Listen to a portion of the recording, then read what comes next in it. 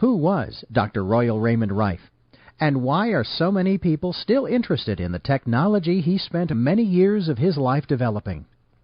In this documentary, you will learn about a brilliant and gifted man who developed the world's most powerful optical microscopes, which overcame the limitations of standard research microscopes, and who discovered a way to destroy deadly microorganisms using coordinative resonance. Though he died in 1971, interest in his discoveries did not.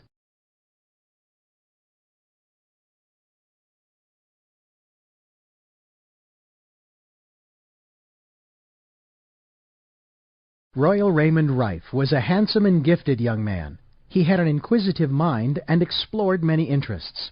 He was born May 16, 1888, in the state of Nebraska to Royal Raymond Rife Sr. of Ohio and Ida Mae Cheney of Creston, Iowa. Dr. Rife was their second child, an older sibling having died in infancy. Ida Mae became ill and died 8 months after his birth in 1889.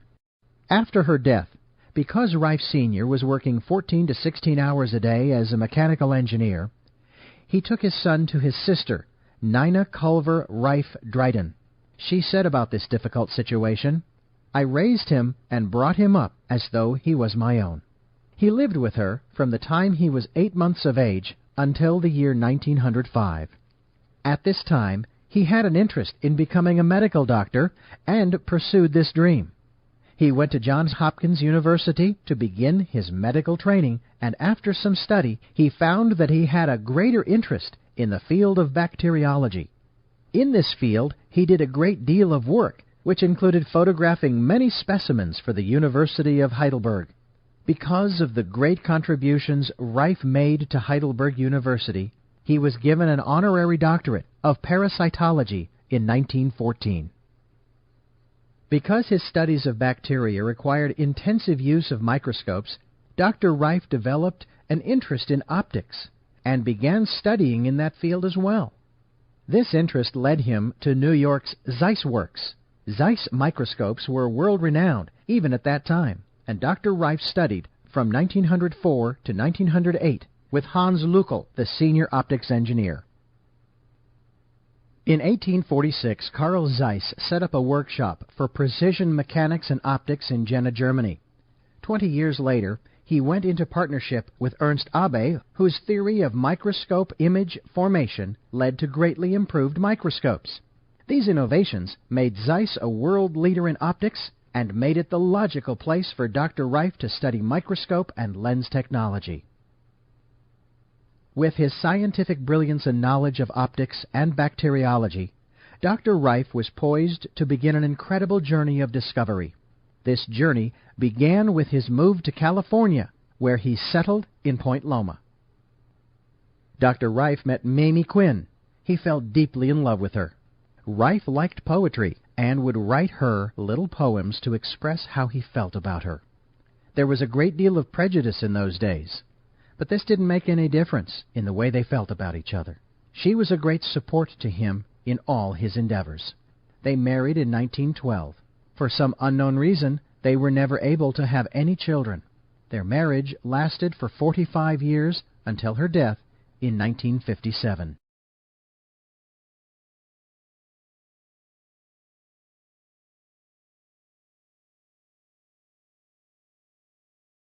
Because jobs for bacteriologists were scarce, Rife was looking for work. Henry Timken of Timken Roller Bearing Company had a great love of racing boats. He was told about Rife's abilities as a machinist and hired him to build the motor for his newest boat to compete in open-sea endurance races of 100 miles. The motor Dr. Rife machined produced 2,700 horsepower, which was amazing for 1915. This boat, with Rife as pilot, went on to win the race, sustaining 87 miles an hour for 100 miles. This record was unbeaten for more than 60 years. Henry Seiner, one of Rife's friends and lab assistants, who was interviewed by John Crane in the 1950s, said this about how Timken and Rife met. This man is a genius. Oh, he is absolutely a genius. No question about it. And you know who recognized it? One of the greatest men in this country, Mr. Timken. See, the way Dr. Rife started out in this thing, this is years and years and years ago. Rife was a young boy out of school, and he loved motors. And Mr. Timken, Jr. at that time, was a racing enthusiast. And so someone told him about Rife, just out of college, and Rife developed a motor for him called Kitty Hawk the Fifth. And Dr. Rife raced it to a world's record which still stands, has never been broken. Did you know that? Yes, I know that. He is an absolute genius on motors. I think it developed about 2,700 horsepower. That's right. Back in 1915. That is right. And if you look in the record books in America, it still stands. Kitty Hawk the Fifth, R.R. Rife pilot, still stands. Never been broken all these years. Rife at this time also became Henry Timken's chauffeur. They soon became good friends, and Henry became very impressed with Rife's knowledge about bacteriology and microscopes. Henry talked to Rife about how the company was losing a great deal of money from defective steel which was causing their bearings to fail. Rife told Henry he felt he could solve this problem. So Rife went to work and developed the first X-ray eye capable of X-raying the steel and detecting hairline fractures in the metal. Rife developed this eye to scan across the full width of the production line and sound an alarm each time a flaw was detected. This saved the company millions of dollars. In appreciation, Timken gave Dr. Rife a lifetime stipend, which he received in monthly payments. This made it possible for Rife to continue his work in bacteriology. Henry Seiner, in his interview, also talked about this event in Rife's life. The Timken people, as you know, are famous for roller bearings. They are a multi-million-dollar corporation. They had a problem years ago in which they were worried about how to segregate when the steel came through on the roller to find out what part of the steel or which part of the steel had stresses and strain. So Rife developed an X-ray eye which covered the entire length of the line, the width of the line. And as the metal went through in the cold roll, as soon as there was a stress or strain beyond a certain limitation, a bell rang and the red light flashed, and this whole piece was cut off and thrown out of the line. This saved the Timken people millions of dollars. And in recognition of that achievement, the Timken people set Dr. Rife and his wife up for life. They have an income for life, and they gave him everything they wanted. Henry's sister, Amelia C. Bridges, became ill. The many medical doctors who examined her were unable to discover the cause of the illness. Mrs. Bridges' condition worsened, and they knew if they didn't find the source of the problem, she would not live. Henry knew through their many discussions that Rife was brilliant in the area of bacteriology. He asked if Rife would investigate. Rife suspected that the problem might be something she was eating, so he went into the kitchen and took samples of all the food. Because of his studies, he had a few standard research microscopes and was able to isolate the bacteria responsible for the problem. Mrs. Bridges fully recovered from her illness.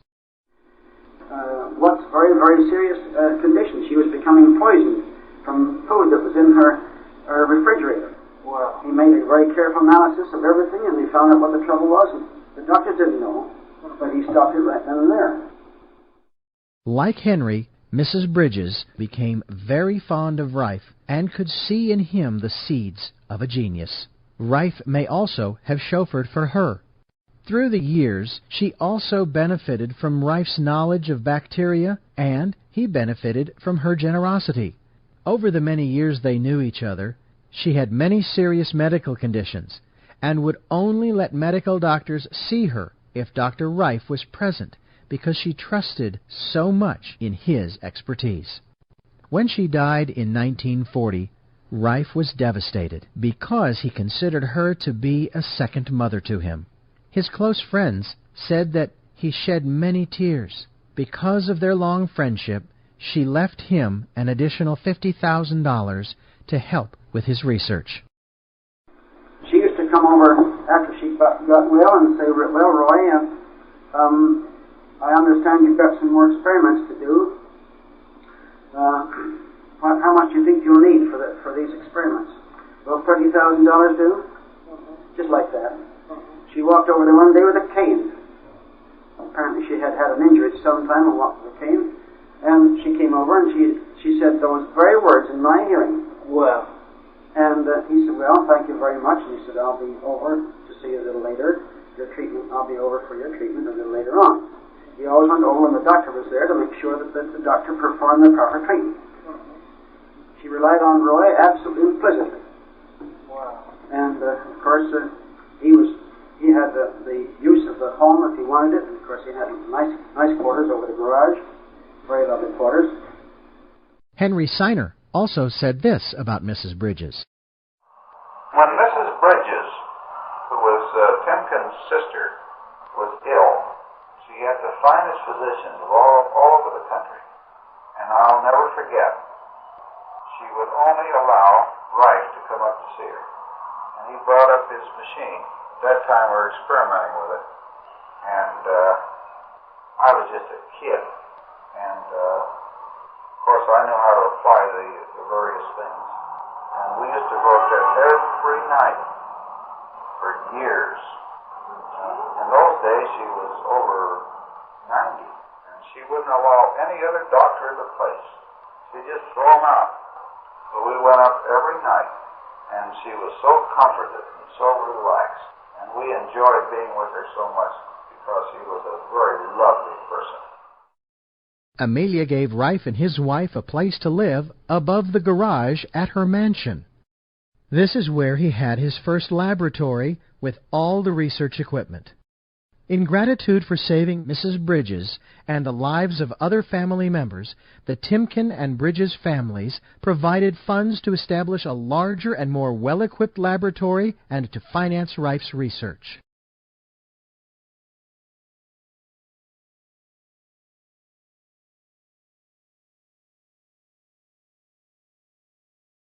From 1915 to 1920, Rife worked in his private lab identifying and classifying disease-causing microorganisms. By the end of 1920, he was frustrated with the standard research microscopes because of the limitations in magnification. At this time, he was working on cancer, and the limitations of magnification were stopping him from finding the viral cause of the disease. Standard research microscopes at the time, like those manufactured today, could only magnify a microorganism up to 2,500 times diameter. Dr. Rife felt that with this limitation, he would never be able to find the true cause of many diseases. At about this time, Rife began his work using frequency instruments. He told a reporter in a May 6, 1938 Evening Tribune article that he also experimented with electrical stimuli on various microorganisms, and he noticed the individualistic differences in the chemical constituents of the diseased organisms, saw the indications of electrical characteristics, and observed the electrical polarities in the organisms. Random speculation on the observations suddenly stirred in his mind a startling, astonishing thought. What would happen if I subjected these organisms to different electrical frequencies, he wondered. With this revolutionary thought, he began to gather all the necessary instruments, such as standard research microscopes, frequency generators to produce the high frequencies he would work with, test tubes and bacteriological equipment, cages for guinea pigs and other animals he would be working with, cameras for photographing specimens, and machine shop machinery to build his own designs. Rife met Lee De Forest, the father of modern vacuum tubes, who was an important contributor to early radio technology. He helped to build many of Rife's early frequency generators. Way back in 1920, when, of course, radio was really in its infancy, I worked a number of years with Lee De Forest, which is a good man, and he's a daddy, you know. Rife found, through arduous experimentation, looking through the microscope as he applied various frequencies, that he was able to kill these microorganisms, proving his theory to be correct. In order to determine which frequencies would kill a particular organism, it was absolutely essential that he be able to see the organisms in a living state so that he could observe the effect of various frequencies in real time. Rife later called a frequency which killed an organism its MOR, or mortal oscillatory rate. As an example, it's worked out, my theory was worked out on a basic principle of what we term coordinative resonance. Now we put a slide of a certain chemical or material under the petrographical micropolariscope, which is that second microscope down there. I didn't build that, I designed it. Now, we have what we call a coordinative resonance, you see. We have a chemical here, we have a frequency. All right, we will take and change those to two tuning forks that's pitched at a C absolute. We put the other one down there, we strike this one, the other one resonates. It's coordinative resonance, owing to the chemical constituents. And we create that electronically, the same as we determine what material is under that microscope by the color and the index of light as we rotate it between the analyzer and polarizer. As the color index fades from one color to the other, the angle of refraction of that crystal and so on, we can tell. It's coordinated resonance. The same as I say, you take two tuning forks that's pitched at a C or an A absolute, you strike one, the other one resonates. So we're showing an electronic frequency through the tissues of the body that simply devitalizes the bacteria with no harm to normal tissue. Rife also described how he found all the frequencies that would kill the various microorganisms. I stood in front of that thing for 30 years, finding these different frequencies that devitalize these different bacteria, and that thing was shooting on me right here. But it is absolutely harmless to normal tissue, and each individual bacteria requiring a different frequency to devitalize. How do you arrive at the frequency of the bacteria? How do we arrive? We put the specimen of the bacteria under the microscope, and we tune this device, sometimes months, before we find a frequency that will devitalize or precipitate or break up this. In other words, you have to keep trying frequencies until you... Yes.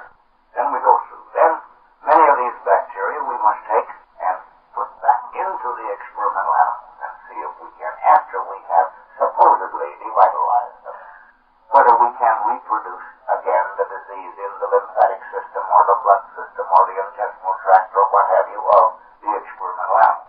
That must be done also. So it represents years and years of very precise technical work. Rife also had this to say.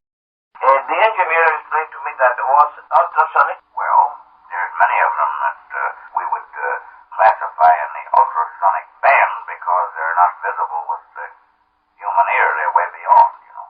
And some of them are even in the broadcast band. Some of them are in the band of frequencies audible to the human ear. Some of them are way beyond either way. Your cancer is very high. You can't hear it. Isolation. But now you take your TB, now that's down. If you don't have an absolute coordinative resonance, you have nothing. 1/10 of 1 meter off, and you have nothing. It's got to be absolutely correct for that individual organism. It's got to be precise. It's no a Ouija board box or anything like that. It's got to be precision right on the dot, because the virus of cancer has a certain frequency, and it has to be there. Otherwise, if it's a little one way or the other, no good. No good for nothing.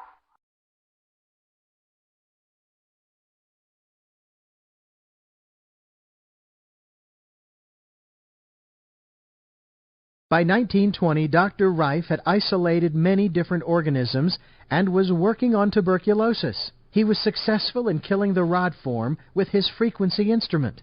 But like Vohn and Robert Koch before him, who were able to destroy the rod form of tuberculosis with vaccines and antitoxins, Rife's laboratory animals also died. This caused Rife to believe that there was an additional virus that was released when the rod form of the bacteria was killed. In his continual search for a way to see viruses, Dr. Rife theorized that many microorganisms were not able to be seen because they were smaller than the molecules of the existing acid or aniline dye stains. With the limitations of standard research microscopes and their inability to reveal what he believed to be a virus, Rife's next step was to solve the problem of high magnification called the Fraunhofer diffraction limit. This theory was that no microorganism smaller than half a wavelength of light could be seen through a microscope. Dr. Rife knew from his many years of studying optics at Zeiss that it was possible to build a microscope which could see microscopic organisms as small as a virus. With this great goal in mind, he went to work in 1920, and by 1923 produced the world's most powerful microscope. It could magnify with a clarity of 9,000 diameters. Dr. Rife said that this microscope could go clear up to 17,000 diameters, but not with any more clarity. Using the microscope over the next 9 years in his private lab, he advanced further in the field of bacteriology than any scientist had ever gone before. That instrument we used up until 1931. It was a lens microscope, and all of the air was excluded from the body and replaced with glycerin. The lenses were homogeneous with glycerin all the way through the whole thing, and the result was that in allowing the rays to separate and not cross in the interference band of reflection, such as they do in the ordinary standard tube of the regular research microscope, we held them apart, we separated them, and then brought them back together and picked them up again at a needle point. But, as I say, the resolution of this instrument beyond about anywhere from 9 to 10,000 times dropped off decidedly rapidly. We could go up on some occasions, on some preparations, up to 17,000 times, but we didn't consider the resolution anything out of the ordinary beyond about 8 or 9 or 10,000 times, depending entirely upon the specimen we were examining. Throughout his work, Rife had noticed that every living thing is made up of chemicals and has its own unique chemical constituency.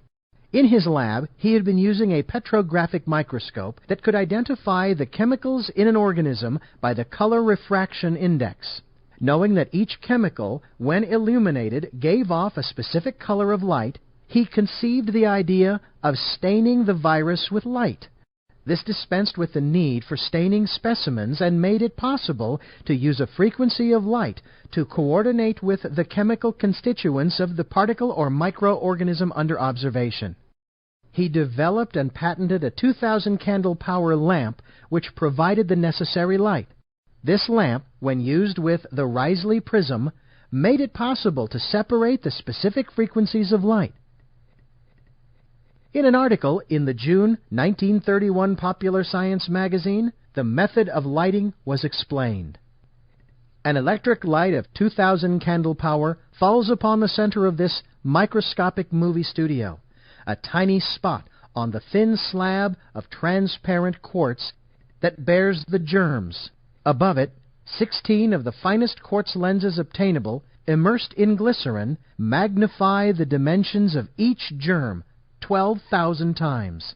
Designed by Rife himself, this apparatus is one of the most powerful microscopes in the world. Its magnification compares with the 2,000 diameter enlargement of microscopes commonly used in research laboratories and in medical examinations. The November 21, 1931 Los Angeles Times had an article also explaining Dr. Rife's use of light. Due to the fact that images are borne to the eye by light waves, measuring about 1/51,000th of an inch in length, it has been supposed that no object considerably less than that in length would be seen by the human eye. By the use of quartz prisms, it is understood that Dr. Rife has broken up the light waves, making it possible to bring impossibly small objects to view. Through the new microscope, according to estimates, an object measuring 1/101,000th of an inch in diameter would be magnified to appear 1/6 of an inch in diameter. The Los Angeles Times article dated December 12, 1931, entitled "Newest Microscope Will Trail Unknown Germs to Their Layers," says, Dr. Rife said that parts for his microscope were made in many parts of the world. He said he used quartz glass entirely because it allows from 48 to 50% more light than other kinds of glass. He said he uses a 2,000 candle power illumination unit with the instrument. The beam of light is cold, he said, and he has had a living specimen under it for 5 or 6 hours without evaporation from heat. But as Well, I say, how do you explain this high magnification in the microscope, Doc? Is that due to the extra distance that you're traveling through the tubes in the short focal length? yeah, the separation. And the extra power of the light coming through The power of the light and also the control of the illumination. Because you cannot stain those particles with your acid and aniline dye stain. No. Simply as I've stated 1,000 times, that the particles are smaller than the molecular portions or the granular structure of your acid and aniline dye stain, so the mousey can't swallow the elephant, naturally. But they can only be stained with a frequency of light, and the polarized light proves that. You look at an ordinary specimen such as the one I showed, here the other night, under this thing here. That's why I wanted him to see that. Right. Very convincing, yeah. So, with a polarized light, we know what chemicals is in that damn onion skin, see?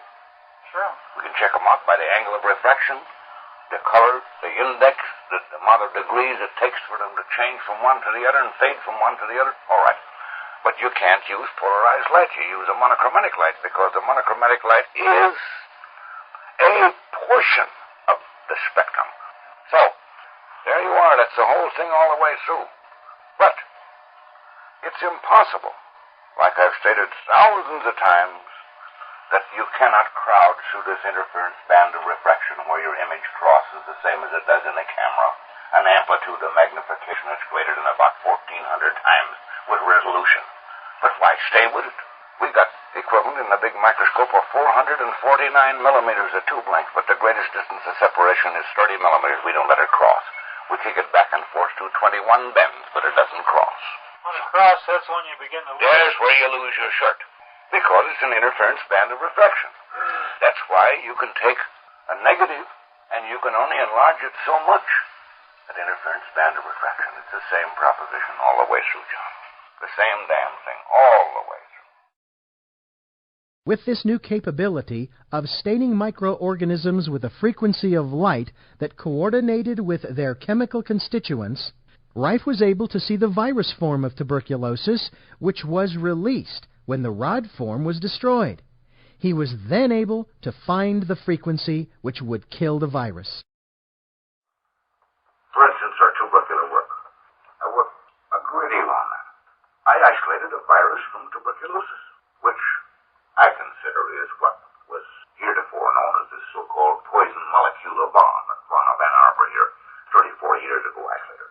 He didn't isolate the organism, but he isolated a chemical particle. So, all of our known work, go back to the time of Koch when he originally isolated the virus of tuberculosis. He produces vaccines and antitoxins that would kill the bacillus of tuberculosis, but it would kill the patient simply because with any known method or means that you release from this tuberculobacillus, this virus or this so-called poison molecular bomb, it reacts upon the dead body of the rod and produces toxemia and death, 100% in your experimental animals and your patients also. But we find an electronic frequency that we was experimenting a great deal at that time with our device where we kill these different bacteria by this electronic frequency. We found the frequency of the virus. We found the frequency of the rod, which we had for years, of course. But if we use the two of them simultaneously over the same carrier wave, the patient gets well, and the guinea pig gets well. But if you use one or either individually, you either kill the patient or you don't do nothing.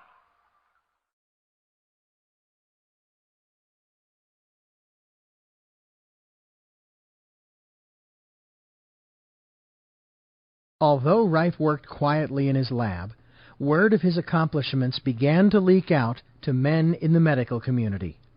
A reporter from the San Diego Union got wind of Rife's discoveries, and following an interview about his amazing microscope, an article appeared in the paper on November 3, 1929. The headline read, "Local Man Bears Wonders of Germ Life." The article went on to describe photos of several microorganisms Rife had isolated and filmed. After this article, he was featured in many other prominent newspapers and magazines. As news of his accomplishments spread, doctors and bacteriologists from all over the world eventually came to San Diego to see for themselves the microscope and the new discoveries they had been hearing so much about.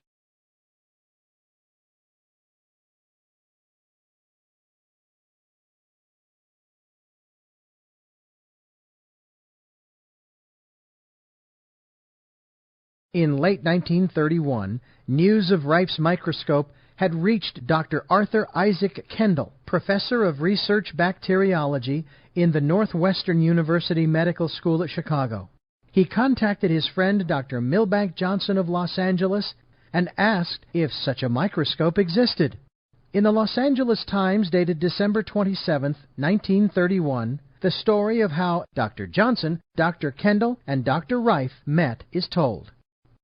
Having heard about a wonder microscope, said to have been invented by a young San Diegan, Dr. Kendall asked his friend Dr. Milbank Johnson of Los Angeles if such a microscope existed. Dr. Johnson did not know about it, but undertook to find out.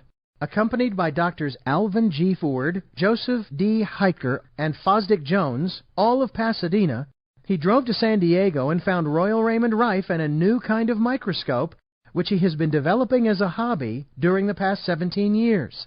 Designed on a new plan entirely, this microscope has 6 quartz lenses, giving it a magnifying power 8 times greater than the high-powered microscopes used by physicists. Dr. Milbank Johnson arranged for Dr. Kendall and Dr. Rife to get together at the Pasadena Hospital. This meeting between Rife and these doctors was an important milestone in his work. Dr. Kendall brought with him cultures of the typhoid bacillus which he had grown on his K medium, a protein culture medium which he had developed. This medium enabled the filterable virus portions of a bacteria to be isolated and to continue reproducing without the need of living tissue for reproduction. There was and still is an ongoing disagreement about whether bacteria could change from a filterable virus-size form to the normal bacillus, which can be observed through a standard microscope. I eventually built my first high-powered microscope.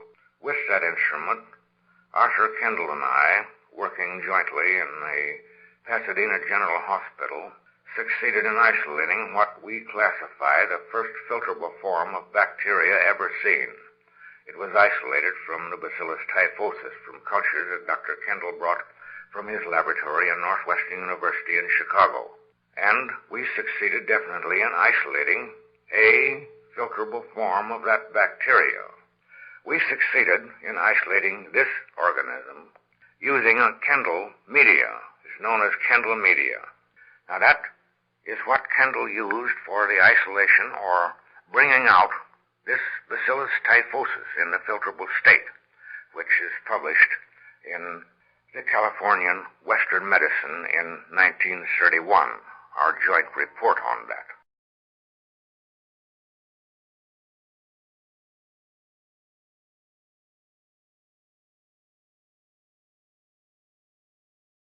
In an article in the Science Newsletter of December 12, 1931, it states, "The material used by Dr. Kendall was a culture of the typhoid bacillus, ordinarily a fairly large germ, easily visible under the higher-powered lenses of a compound microscope. By feeding it on his recently evolved K medium, which apparently has the power of causing all visible bacteria to pass over into an invisible filterable phase, Dr. Kendall induced the bacilli in his cultures to go through this change. Under the highest power of the ordinary microscope, he could see nothing moving in the fluid. except a swarm of rather active little granules that were visible only as tiny motile points. Examined with the Rife microscope, however, these points became plainly visible as small, oval, actively moving bodies, turquoise blue in color. These appeared in all the cultures and could be transferred from one culture to another through the fine-pored filters. So Dr. Kendall considers them to be the actual filterable forms of the typhoid bacillus. Using Rife's microscope and Kendall's medium, the doctors were able to observe 3 stages of development of the typhoid bacillus. This experiment showed that viruses and bacteria were pleomorphic and capable of mutating or changing their form, a fact understood today, but one which generated much controversy then. These tests were very important and had confirmed both the work of Béchamp and Rosenau and other bacteriologists who had also seen pleomorphism in various organisms. At a later date, the MOR frequency to kill typhoid was found. From this point on, Rife's microscope and work received a great deal of recognition. He ended up working very closely with Dr. Alvin G. Ford, the pathologist at Pasadena Hospital, who later became president of the American Association of Pathologists, and Dr. Milbank Johnson, then medical director of the Pacific Mutual Life Insurance Company. Dr. Johnson became Rife's most powerful advocate, introducing him to other doctors and making it possible for Rife to move his discoveries forward in a major way.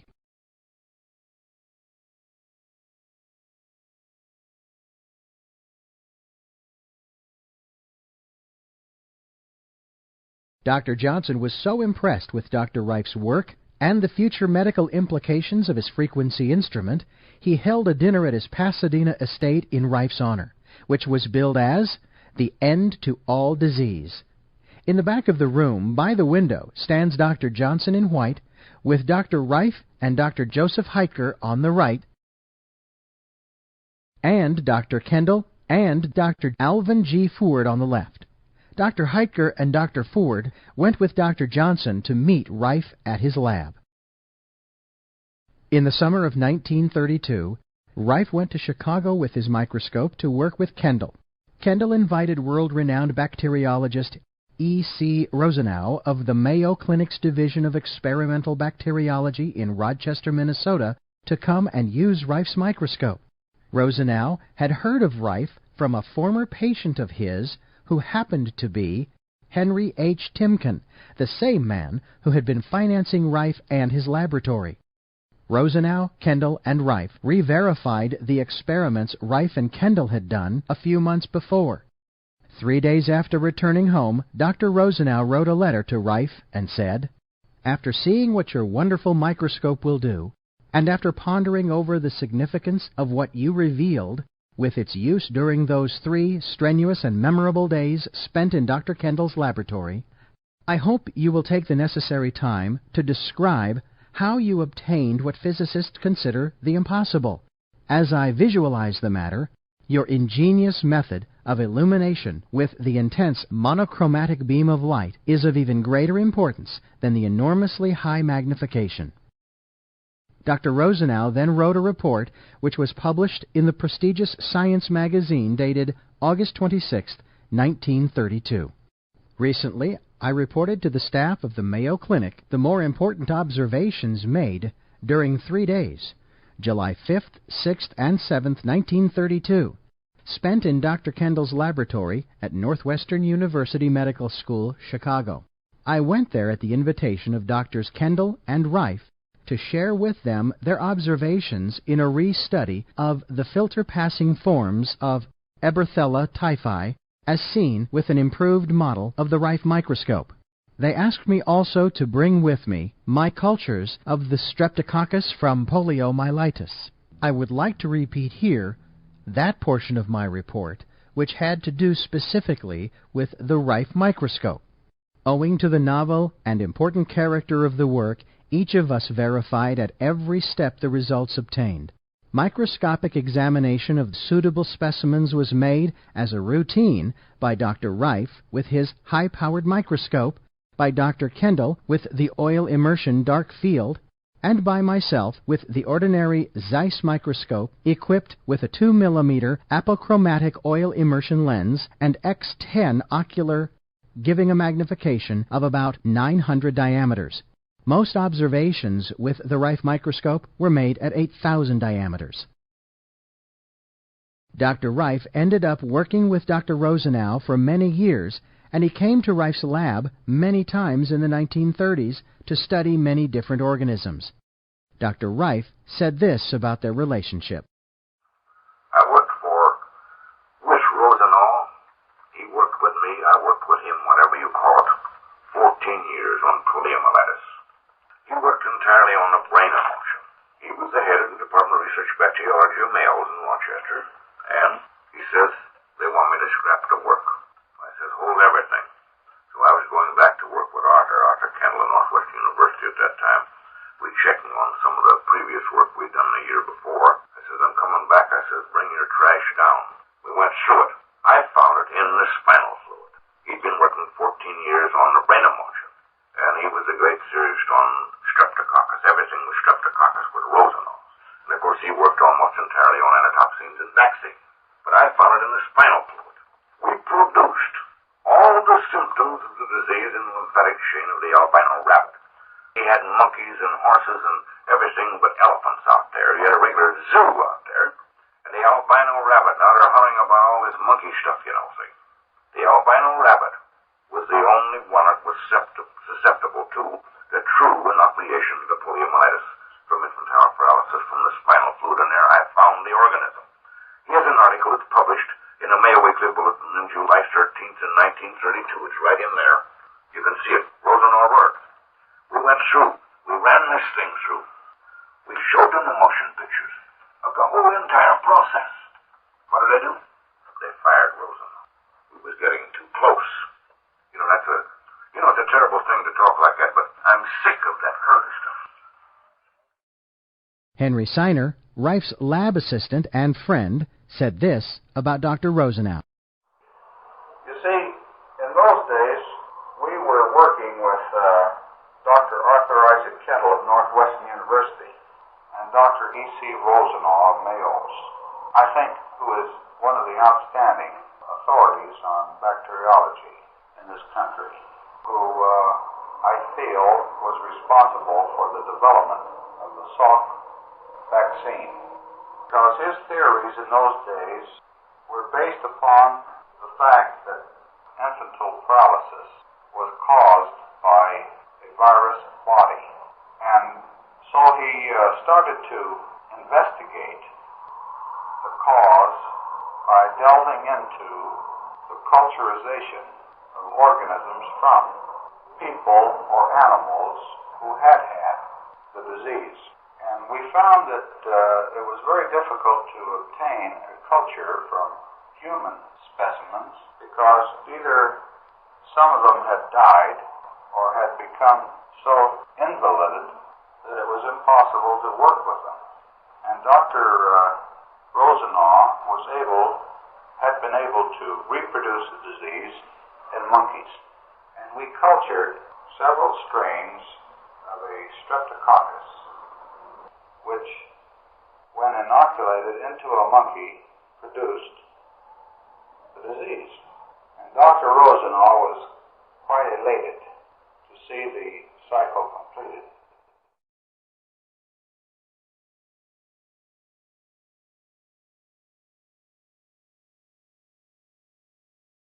Dr. Rife had been working on finding the cause of cancer for many years, and had long believed that when the cause of cancer was finally identified, it would be found to be a virus or microorganism. He had spent many years looking for this microorganism with his microscope. He had sectioned 20,000 tissue samples with no success. Kendall's K-medium was exactly what he needed to help him find the cancer virus.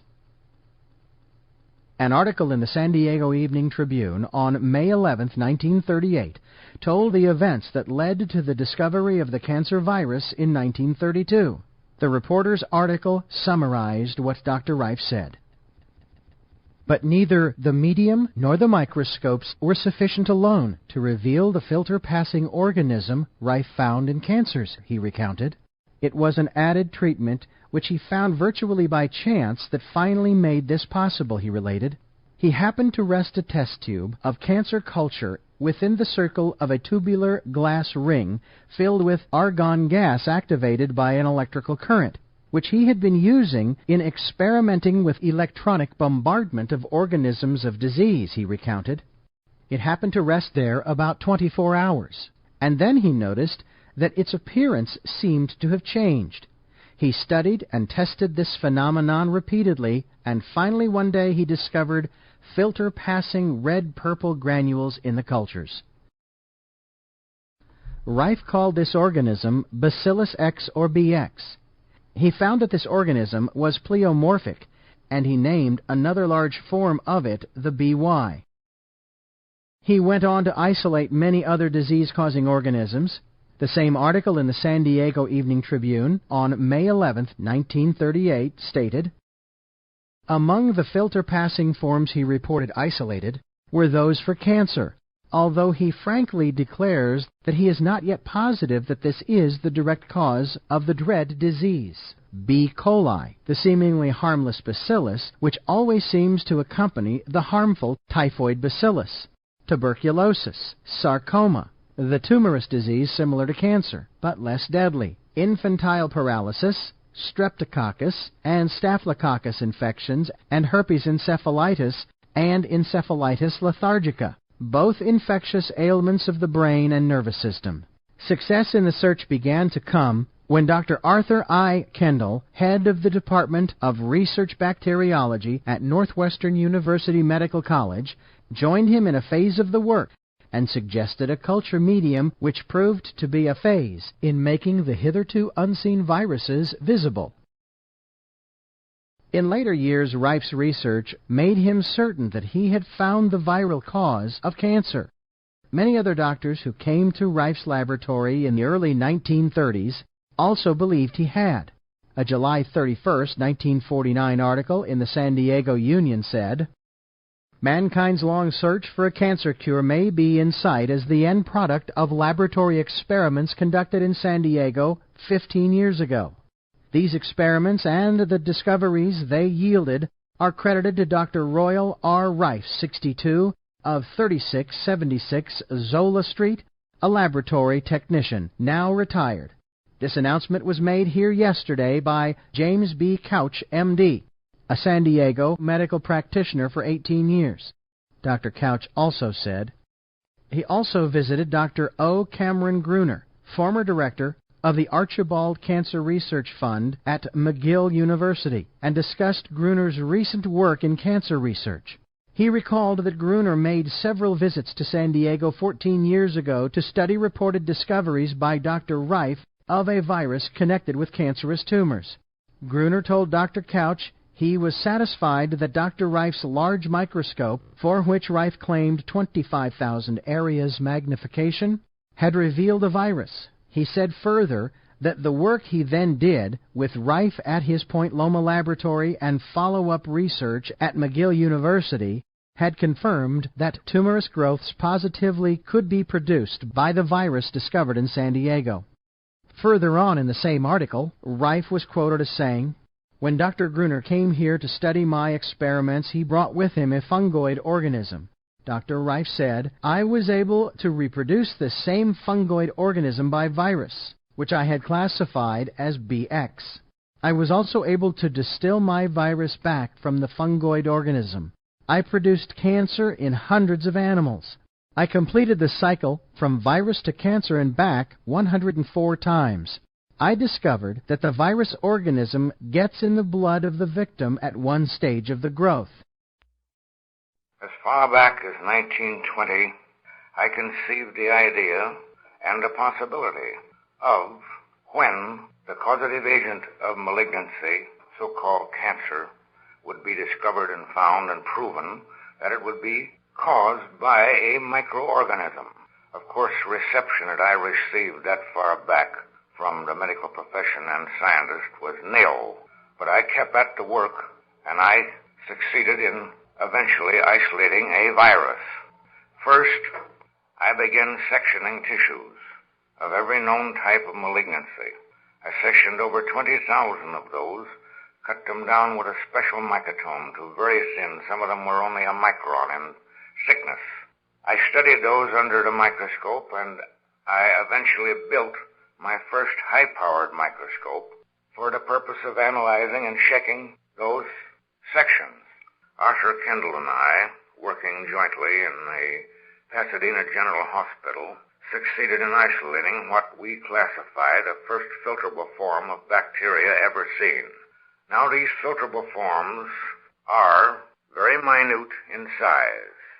The smallest of all is the one from the BX, which we isolate from cancer. But that is the smallest and is less than a 1/20th of a micron in dimension and highly motile. We succeeded in isolating this organism, this BX, using a Kendall media.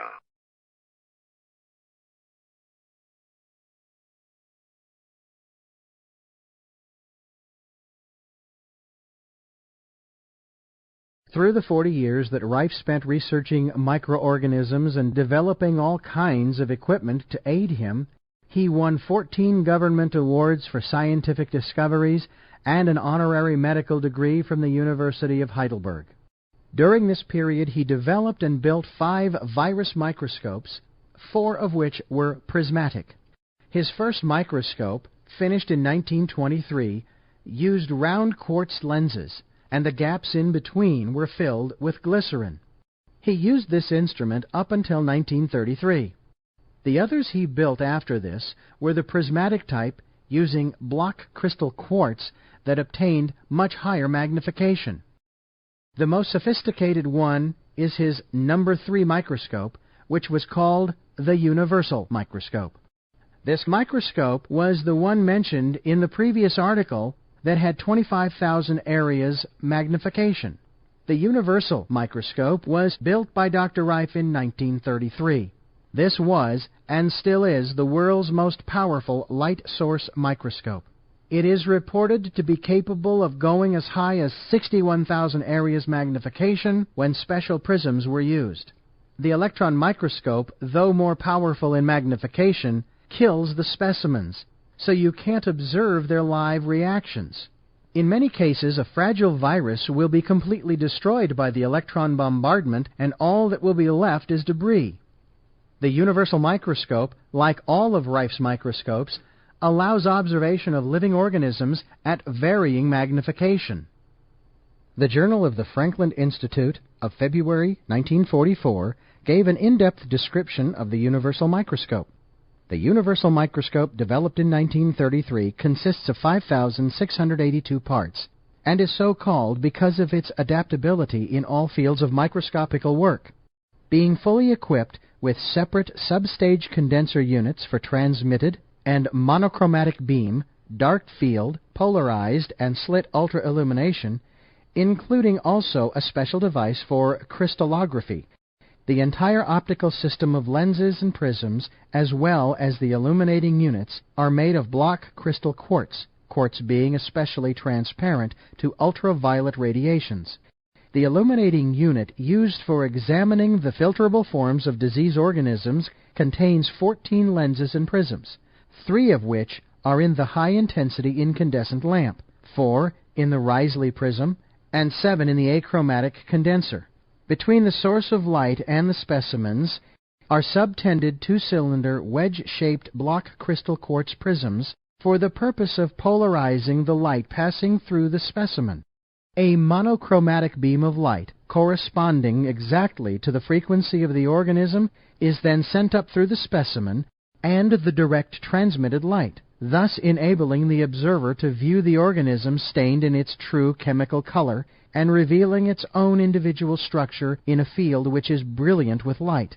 The objectives used on the universal are a 1.12 dry lens, a 1.16 water immersion, a 1.18 oil immersion, and a 1.25 oil immersion.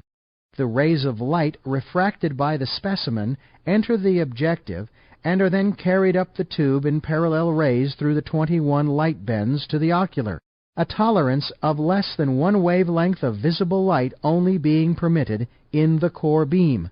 The rays start their rise parallel to each other, but just as they are about to cross, a specially designed quartz prism is inserted, which serves to pull them parallel again, another prism being inserted each time the rays are about ready to cross. Thus, the greatest distance that the image in the universal is projected through any one medium, either quartz or air, is 30 millimeters instead of the 160, 180, or 190 millimeters as in the empty or air-filled tube of an ordinary microscope. Under the universal microscope, disease organisms such as those of tuberculosis, cancer, sarcoma, streptococcus, typhoid, staphylococcus, leprosy, hoof and mouth disease, and others may be observed to succumb when exposed to certain lethal frequencies, coordinated with the particular frequencies peculiar to each individual organism, and directed upon them by the rays covering a wide range of waves. Dr. Raymond E. Seidel, who investigated the universal microscope and made some tests on its magnification capabilities, had this to say. A Zeiss-ruled grating was examined, first under an ordinary commercial microscope equipped with a 1.8 high dry lens and an X10 ocular, and then under the Rife microscope, whereas 50 lines were revealed with the commercial instrument, and with considerable aberration, both chromatic and spherical noted, only 5 lines were seen with the Rife scope, these 5 lines being so highly magnified that they occupied the entire field, without any aberration whatsoever being apparent. Dr. Renner, in a discussion of his observations, stated that the entire field to its very edges and across the center had a uniform clearness that was not true in the conventional instrument. Following the examination of the grating, an ordinary unstained blood film was observed under the same 2 microscopes. In this instance, 100 cells were seen spread throughout the field of the commercial instrument, while but 10 cells were filled in the field of the Rife scope. Because the universal microscope had the ability to use all types of microscopical work, it was very complicated and contained 5,682 parts. It cost over $250,000 to build in 1933, equaling several $1,000,000 today. This instrument, along with other sophisticated instruments Rife built, made it possible for him to find the many frequencies that would kill all the different kinds of microorganisms which he was isolating. The universal microscope embodies all the field of polarized light. It embodies all the field of crystallography. It embodies the polarized light, the true polarized light of the petrographical micropolariscope. And it embodies the field of refractability. And we believe that this instrument will open fields that have never been seen before by the human eye. We do not say that the average practitioner or even the average research scientist can use this microscope. He will have to be trained, because the delicate adjustments of this instrument far surpasses anything that's ever been weighed in the field of microscopy. As an example, the fine adjustment of this instrument requires 7 complete revolutions for the movement of the object 1 micron. The control of the thing is built to the limit of human precision, and we will carry on farther with this instrument. What I wish to stress at this moment is the importance of the control of the illumination of any field of microscopy, regardless whether it's the ordinary microscope that's used by a student or the practitioner or the research man in the laboratory or the scientist that's working in the field of filterable virus.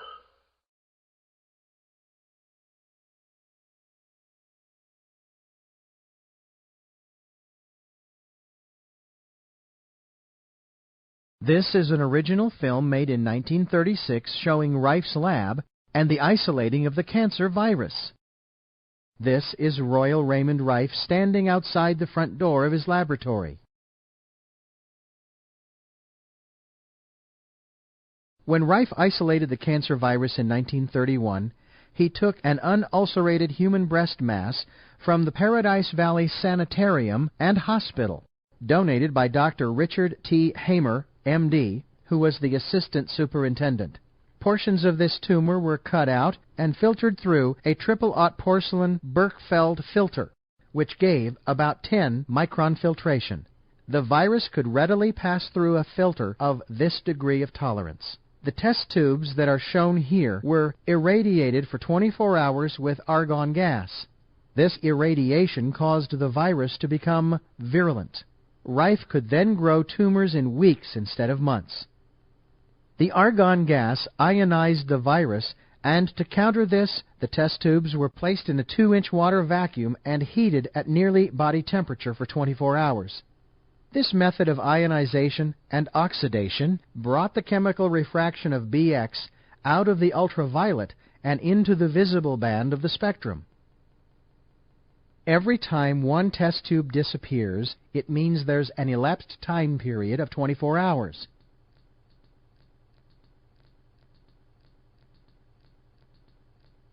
The rats were injected with a very tiny needle from the virus that he had filtered and isolated, and the tumors were allowed to grow to be 2 or 3 grams heavier than the rats. Here, Rife shows the injecting of the cancer virus into the rat. The mammary gland was used in the rat because the cancer virus came out of the mammary gland of a human breast mass. The rat was given a partial anesthetic to avoid the shock of the needle, because such a shock was found to cause a change in the rat's metabolism. The virus was then injected into the rat. Rife would then allow the cancer tumors to grow. Here you can see the large tumor in the rat. He would surgically remove the tumor and treat the rat with his ray tube instruments. The frequencies would devitalize the cancer virus without harm to the animal's cells or to the rat. Rife used special glasses with high magnification during his operations in order to perform the fine details of the tumor removal. The tumor is tied off and cut away. The cancer virus can again be isolated from that tumor and then injected into other rats. Rife went through this procedure 411 times to prove that the virus he isolated was the cause of the cancer tumor. This shows the tumor coming out of a solution of triple distilled water. A portion of that tumor is being cut away so that you can observe the cancer virus under Rife's microscope. Rife had the only microscope in the world that could see the cancer virus or any other virus alive, and he studied them for years. This is triple distilled water going in, and he is going to gently grind up the cancer tumor to extract the virus. This is a porcelain Berkefeld filter similar to unglazed Dresden china. The liquid material is poured into a test tube, and a drop will be removed from that liquid, which Rife will shortly place on a slide that has been flame sterilized. The liquid material is withdrawn from the solution using a micropipette made by Rife, and a drop is placed on a slide and covered with a cover slip made of quartz. Rife used quartz slides because light passed through better than glass. Now directly above Rife's head is the ray tube, which will be turned on later to kill the virus. The black instrument to the left of Rife is the ray tube instrument and consists of a transmitter on which Rife could tune the frequencies which he knew would kill the virus, just like an opera singer's voice can shatter glass.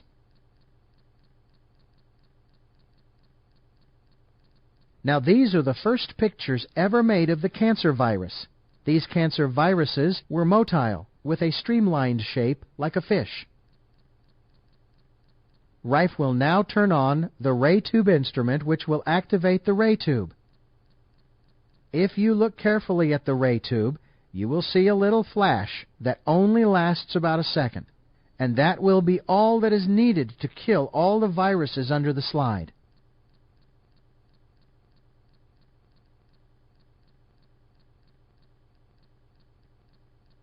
This shows the virus after it has been treated with the ray tube that has a resonant frequency that killed the virus, and they are all clumped together in the field of the microscope. This color chart was created by Dr. Rife to show the entire spectrum of frequency waves he was testing, including infrared, ultraviolet, and X-ray. He assigned colors to different sets of frequencies from the audio range represented by the keyboard, all the way through the radio spectrum up to 110 megahertz. though in his frequency instruments he never used a frequency higher than 20 megahertz on any microorganism.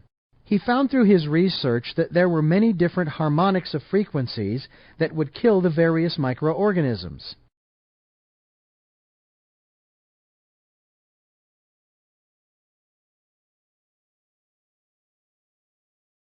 From 1931 to 1934, Rife worked very closely with Dr. Milbank Johnson and Dr. Arthur Isaac Kendall and other prominent medical doctors, isolating disease-causing microorganisms and finding the corresponding frequencies which would kill them.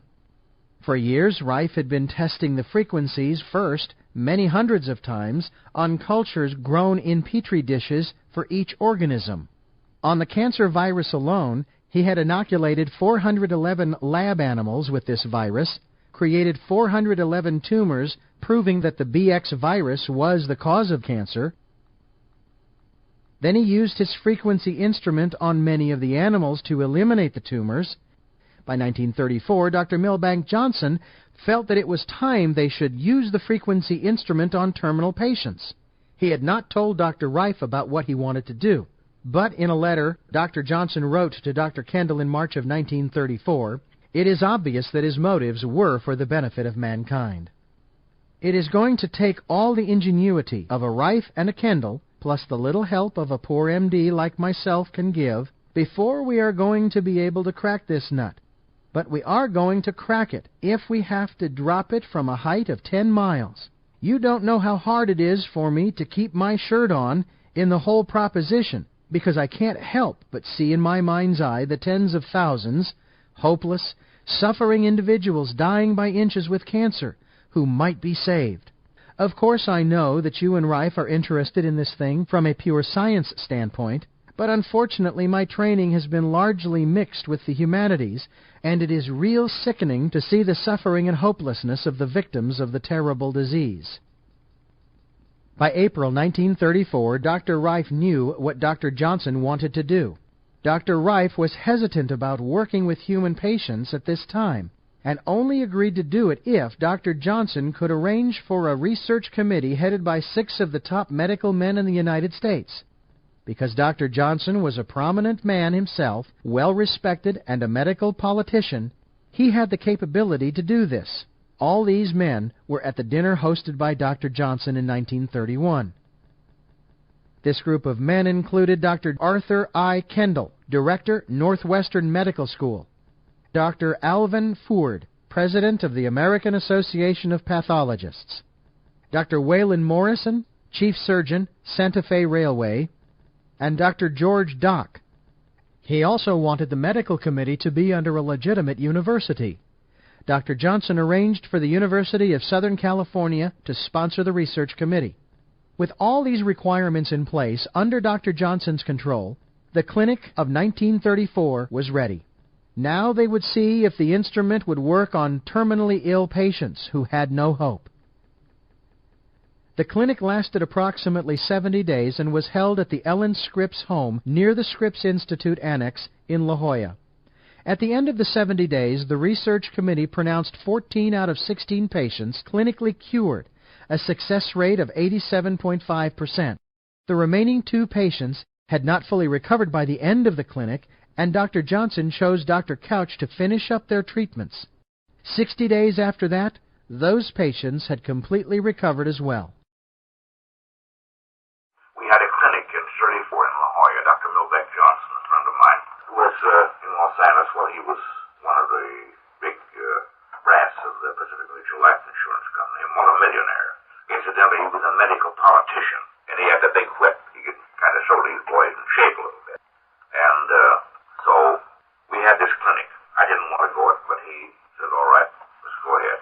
That was just shortly after Miss Ellen Scripps died out there, and he rented a whole Ellen Scripps home. We run a clinic out there. We was there 90 days. We actually run a clinic about, I would say 70 days. We did actual clinical work. And first I told him I wanted it done in a legitimate order. First I told him, I says, I want you to surround on this committee with us a group of 6 of the biggest men you could pick in the United States. I says, you're a politician enough, you can do that. Which he did. He got Fisher of New York, he got Waylon Morrison, he got want as our pathologist, I want Alvin Ford, which is a friend of both of us, of course. Well, he says, good Lord, he says, you've looked at 1,000 tissues to Alvin's one. It doesn't make any difference. I says, he is the president of the American Association of Pathologists. And I says, I want his name on every one of the cases we treat. Now, I says, I want you to organize a special medical research committee under a bona fide university, which we did under the University of Southern California, which Dr. Johnson contributed their library and so on and so forth. Why, he carried a weight there, too. We did it. We run the clinic. We got through. We did all reports, photographs before and after, this, that, and the other. Of our 16 cases we had.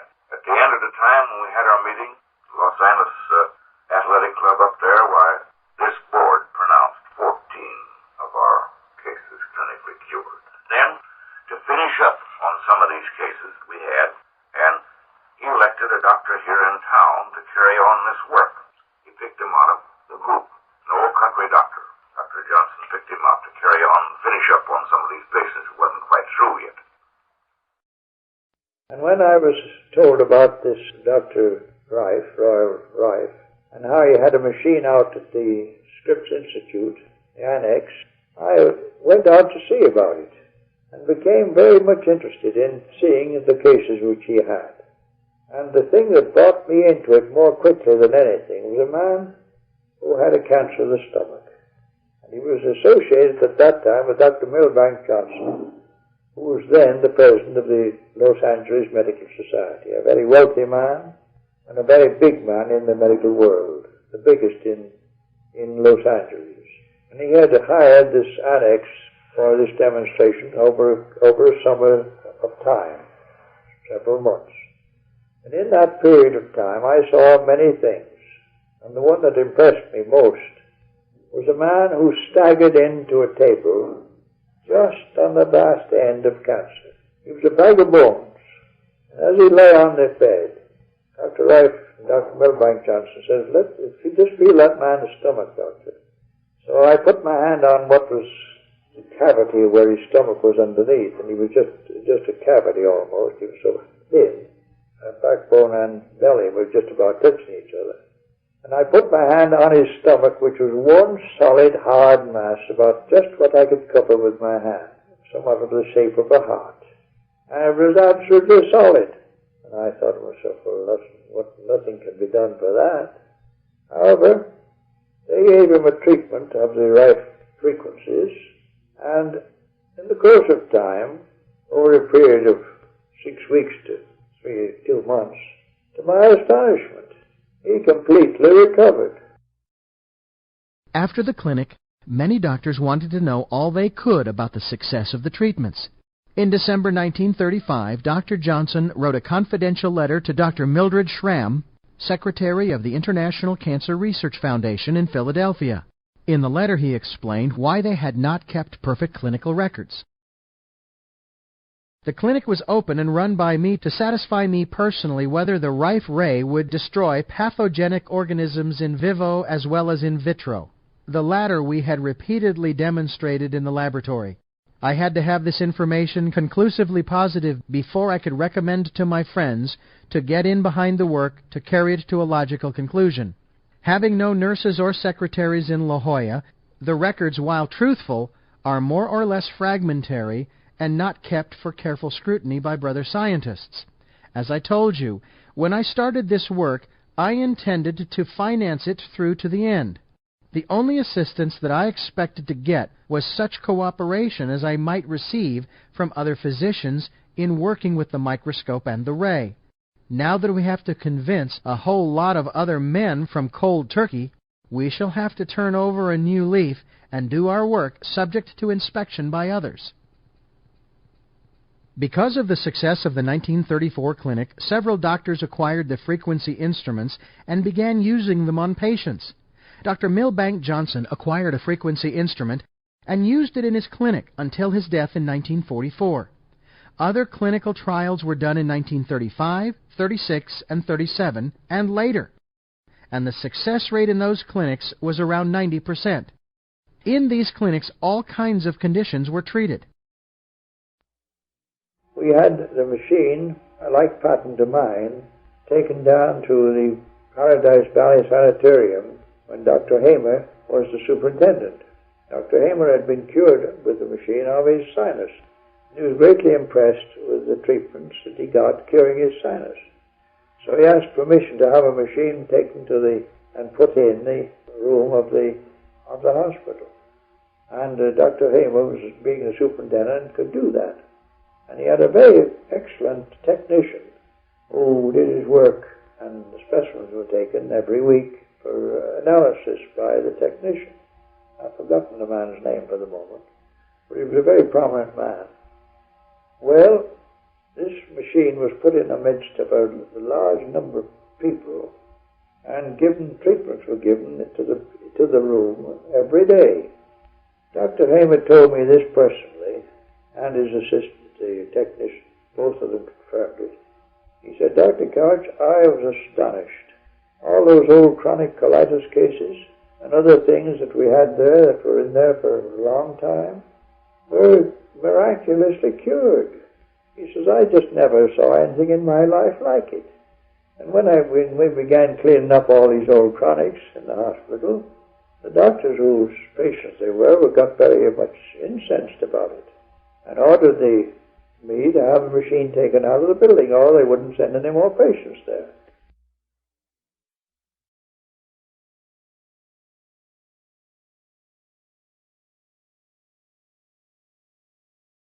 The instrument used in the 1934 clinic had its origins when Rife began his experiments on the effects of frequencies on microorganisms.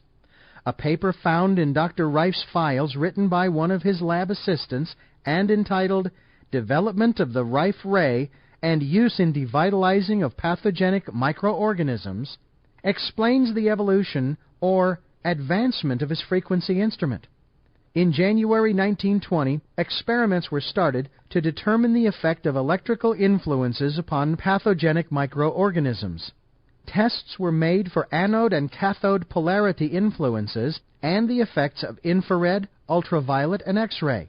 The initial apparatus for the tests along this line of experiments was constructed and used in prolonged experiments during 1921 and 1922. In 1923, a more appropriate apparatus was assembled and used. The different frequencies were generated by a tube oscillator with many stages of amplification, the final stage being a 50-watt tube. This simplified frequency was in turn fed into an output tube. The output tube was constructed with a double expansion bulb blown from quartz using platinum anode and cathode. It had a 45-degree target for directional effect. The frequency control of the instrument was exact to a fraction of a wavelength, making it possible to coordinate the frequency in each pathogenic microorganism with its own wavelength of frequency delivered from the instrument. During the next 8 years, these experiments continued, and the coordinating frequencies, termed mortal oscillatory rate, or MOR, of most of the pathogenic microorganisms were found and recorded, including the frequencies of many of the viruses or filter-passing forms of these organisms. In 1935, an entirely new application of the old principle was incorporated into an instrument built under the direction of Rife by Philip Hoyland of Pasadena, California. The new instrument was light socket powered and had an output of 50 watts. Furthermore, it was equipped to deliver 2 distinct frequencies simultaneously and both variable. In the early part of 1936, Rife and Hoyland spent more time collaborating on revising some of the fundamentals of the instrument due to the advancement that had taken place in electronics, and it was found that the carrier wave used in the previous instruments could be eliminated. During the summer of 1936, further experiments were carried on, which resulted in an entirely new method of generating the desired frequencies. The instrument that Dr. Rife used in the 1934 clinic was a regenerative instrument. Regenerative instruments used radio frequencies and audio frequencies. The radio frequencies were used as both the carrier frequencies and the MOR frequency that would kill the microorganism desired.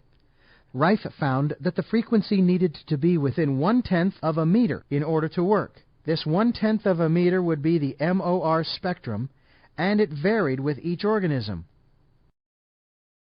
The instrument used in the 1934 clinic was the third instrument that he built. When they had to move it over to the clinic, it was difficult because of its size.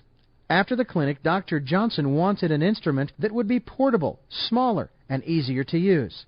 Dr. Johnson, under the direction of the University of California's Special Medical Research Committee, and with Dr. Rife's approval, hired Philip Hoyland, an electronics engineer, to build this new instrument. Hoyland completed this instrument by the fall of 1935, and it was called the Rife Ray No. 4.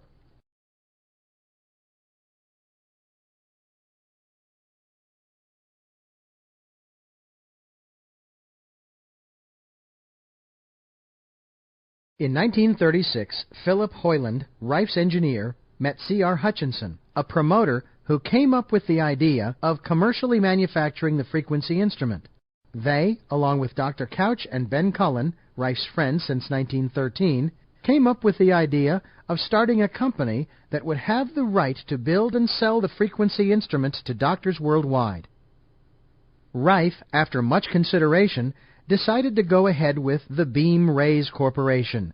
As long as these two conditions were met, they would adhere to the original basic principles of the frequency instrument, and each instrument would be thoroughly tested to make sure it would kill the desired pathogenic bacteria and viruses. In the 1970s, Dr. John Hubbard interviewed Bertrand Comparet, Rife's attorney, and he said this about the formation of the Beam Rays Corporation.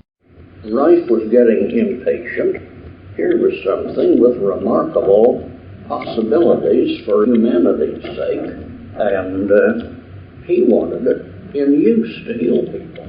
And then Hoyland, he had taken Hoyland into the thing, was a partner with him, and Hoyland wanted some financial returns. So that led to the organization of Beam Rays Incorporated.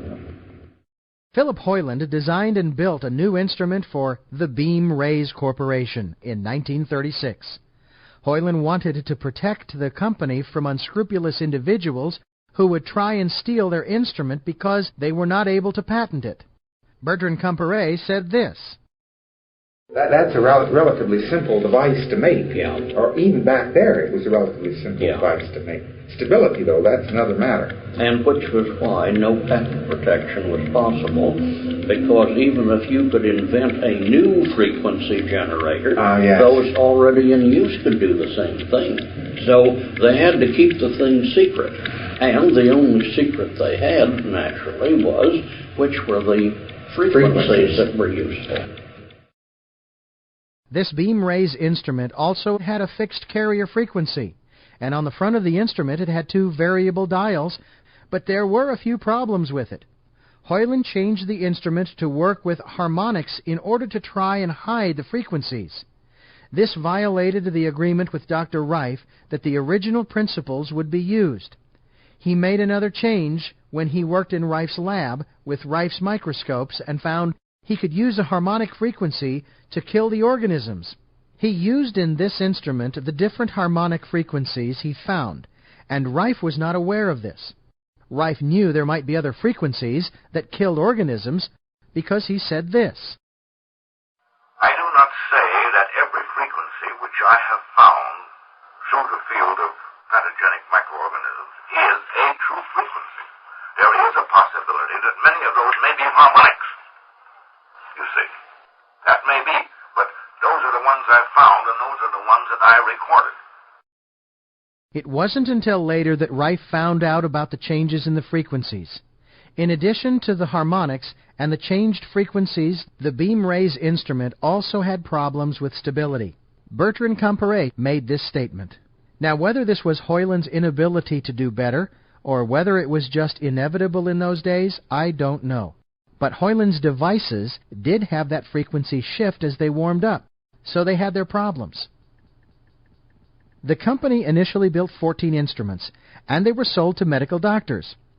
Some of the doctors were happy with the results achieved by the instruments, but others didn't like the problems with the frequency shift. Because of this frequency shift, the instruments would give them varied results. The doctors that were willing to work with the frequency shift by turning the dial across the frequency to be used were happy with their results. Doing this took more time, and of course time is money to doctors. So these doctors that were not happy about this problem considered the instruments junk and returned them. Bertrand Comparet said, Now there was friction developing in the company. They wanted a saleable instrument, and Hoyland was making junk.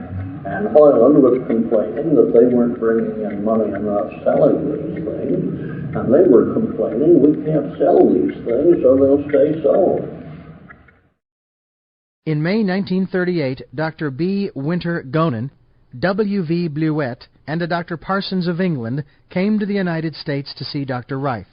They heard about the frequency instruments and microscopes from Dr. Couch and wanted to purchase the rights to sell them in England and other European countries. They were impressed with what they saw and purchased a microscope and 2 instruments, all to be shipped later when they were completed. Hoyland was afraid, because of some statements made to Dr. Couch, that they would try and steal the frequency instrument, so he sent them unwired. Hoyland's fears were not unfounded. When the instruments arrived in England, the British group found out they were not wired properly and fixed them. This did not stop them as Hoyland had hoped, and Dr. Parsons copied the instruments. Hoyland tried to hide the frequencies using harmonics in the carrier frequency, but this didn't work either. Anything can be copied. The British group kept writing and asking for the frequencies. Dr. Couch, who was in England at this time, met with Gonen and tried to get a meeting with all 3 of the British group, but couldn't. He sent a telegram back to Beamrays and said, So far I regret to say my progress has been nil. Gonen, on behalf of his pals, is professedly very annoyed at the type of machine sent him through Parsons. But I consider it now a piece of pure bluff. My impression of the bunch are not too good. I have not yet been invited to meet Bleuette or Parsons, although asking several times to arrange a meeting since he arrived back. What has actually happened is, Parsons on the phone before Gonen's arrival stated the machine was in the customs house awaiting Gonen's return. But alas, when I contacted Gonen after his arrival here 2 or 3 days, he evidently did not know that part of the speech because he stated Parsons had had the machine in his office, but it was so unsuitable for office inspection by visiting doctors, he had ordered Parsons to take it to his home to get it out of sight. In the meantime, I presume Parsons, his partner in some ways, has no doubt appropriated our frequencies to his own superlative machine. I use that adjective because Gonen still insists that his friend knows more about frequencies than anyone else ever did. Now I am slowly getting wise to the plan and the reasons why neither want to commit themselves to me, Bleuette and Parsons, in case it doesn't quite fit the picture Gonen has in view. They want the microscope, but they already have the frequencies. No matter how hard Hoyland had tried to keep the instrument from being copied and the frequencies secret, it was not possible. Hoyland himself, at this time, was up to no good, and was not being honest with Rife and the other owners of Beamrays. He and Hutchinson were planning on taking over Beamrays Corporation. Bertrand Comparet said, Well, nobody was ever sure whether Hoyland deliberately sabotaged the machines that they sent to England, or whether he was just an incompetent butler. Our own suspicion at the time was that it was deliberate sabotage because Hutchinson and Hoyland already were planning to take over the thing for themselves. You see, they had it figured out. If they could ease Rife out, then they would have time to steal from each other at their leisure later. Ben Cullen also talked about what Philip Hoyland was doing and his motives. Philip Hoyland became disgusted with the whole deal because he was not getting what he thought was his fair share of the stock, which was fairly divided amongst all of us.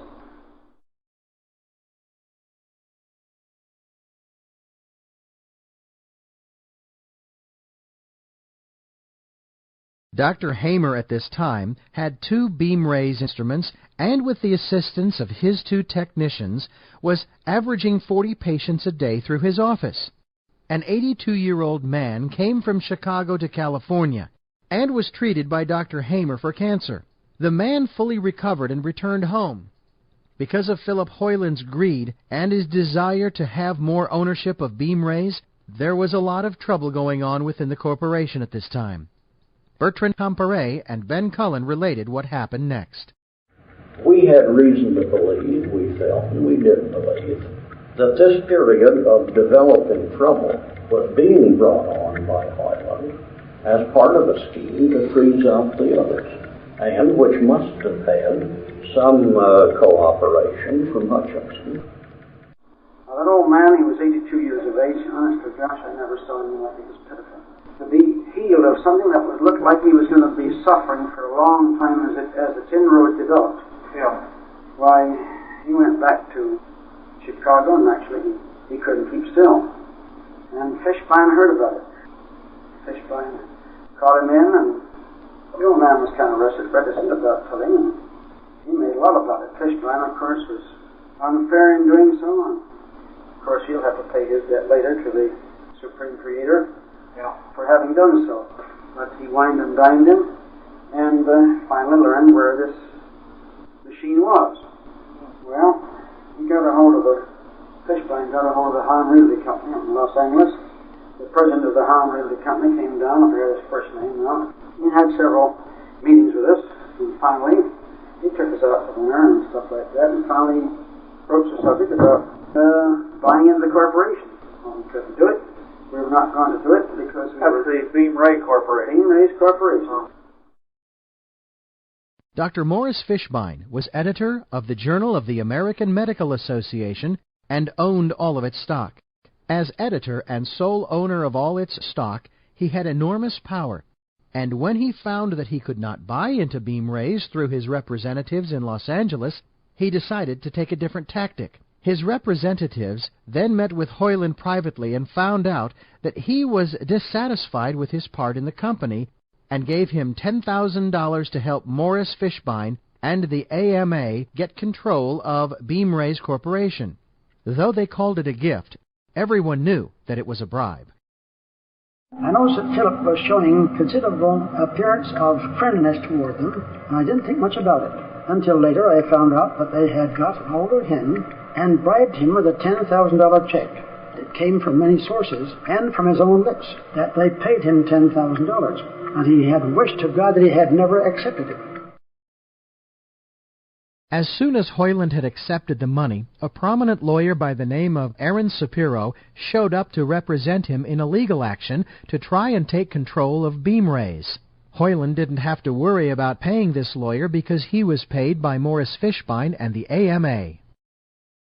But what happened was this, that Aaron Shapiro came out from Chicago, a prosecuting attorney, paid by the AMA. Now, how do you know that Shapiro was paid by the AMA? Because he made that statement. Oh, he said that himself. He made that statement to Bert Comparet and to others, and of course I was oftentimes in the group and I heard what was said. And a lot of people... Didn't you mention this fellow, Shapiro was the lawyer's name that Fishbein said? Aaron Shapiro was engaged by Fishbein after Philip Hoyland became disgusted with the whole deal because he was not getting what he thought was his fair share of the stock, which was fairly divided amongst all of us. Hoyland didn't think he was getting a satisfactory deal, and so he got the feeling like he wanted to show his hopes a little bit. And like Hitler and Mussolini and Stalin and that gang, they try to find out somebody who's dissident and bribe them to become stooges for them. Well, the Hahn Realty Company, at the instigation of Fishbein, bribed Philip Hoyland to become a stooge, with the result that we were kicked into Judge Kelly's court. At this time, an attorney by the name of Bertrand Comparet was hired to represent Beam Rays Corporation. The lawsuit that was brought by Philip Hoyland against Beam Rays Corporation alleged that the company was not able to meet its financial obligations and that the board of directors should be dismissed and he, Hoyland, should be put in control of the company. The pretrial and trial that started on June 12, 1939, lasted just over a year. Dr. Rife, who was a pure scientist, was not the type of personality that could take this kind of stress. The thought of going into court was almost more than he could handle.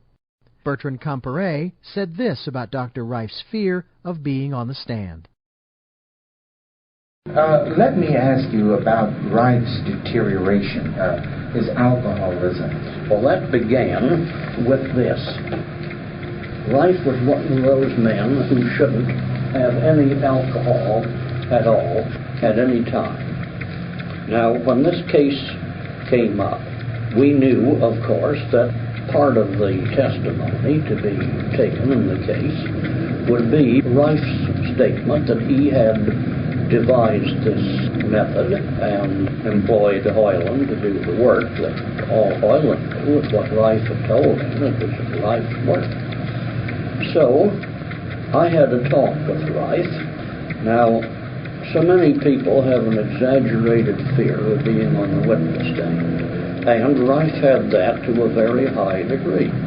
Well, I assured him we would simply have to show that it was through him this knowledge came in, and that was all that Hoyland had. Well, he began drinking, and from then on, he was an alcoholic. So he began drinking actually before the trial began? Oh, yes. It was his worry over having to appear as a witness and be badgered and browbeaten by attorneys and so on. That's what got him started drinking. I see. Dr. Rife was never able to give up drinking the rest of his life. He had all but lost his faith in mankind. All the facts about what Hoyland and Hutchinson had done came out in the trial. Dr. Rife and the other company owners finally found out about all the changes Hoyland made to the instrument and the different frequencies he used. The trial was not a jury trial. It was up to the judge to decide the case after hearing the testimony. Judge Kelly saw through all the deceptions and lies, which included the AMA's role in trying to take over Beamrays. Beamrays won their case, but it left them penniless after the legal bills were paid. Ben Cullen talked about the trial and the interesting offer that Judge Kelly made. And then you mentioned after the trial was over that this judge offered to fight these people? Judge Kelly offered to fight the owner of the company who represented the, and actually it was kicked into a straight out-and-out deal with the American Medical Association then. He offered to defend my case against it. Mm-hmm. But I was broke. I had so doggone much of it. Yeah. That I had a year and 3 days, and I was so doggone flat that I just took a few chores I had and went down the back door of Convair and got me a job in the machine shop. While the trial was going on, Fishbein, through the AMA, started another campaign. They attacked Rife's work and made visits to all the doctors who were using the frequency instruments and threatened them. The following statements made by Ben Cullen, Bertrand Comparet, and Henry Seiner tell the story.